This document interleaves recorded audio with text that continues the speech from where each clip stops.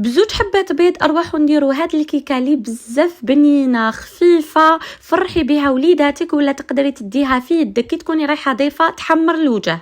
ديروا حفظ الوصفه باش تعاودوا تولوا ليها. زوج حبات بيض زيدوا لهم نص كاس سكر، نص كاس حليب، نص كاس زيت، شويه لافاني وقرصه تاع الملح وطلعوهم بيان بالفوي. بعد ما طلعوهم زيدوا لهم كاس غير ربع فرينه، زوج مغارف كبار تاع الكاكاو وكيس خميره الحلويات. نزيدو نخلطوهم بيان بالفوي ولا بالبيتران ولا بالباتور بواش حبيتو. جيبوا المول ديالكم ديروا فيه بابي كويسون. انا هنا في دقيقه 90 عرفت بلي ما عنديش بابي كويسون، درت له شويه زيت ورشيته بالكاكاو ودرتو يطيب.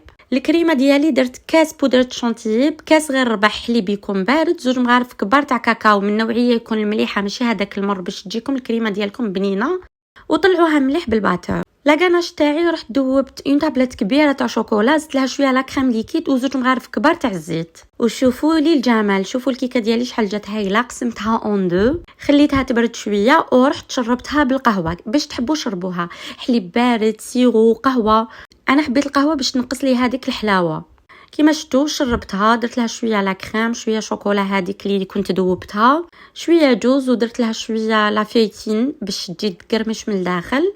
وزدت الطبقه الثانيه، زدت شربتها تانيك بالقهوه، ودرت لها تانيك لا كريم كامل على لي كوتي، ودخلتها تبرد لي شويه قسمه تشد روحها.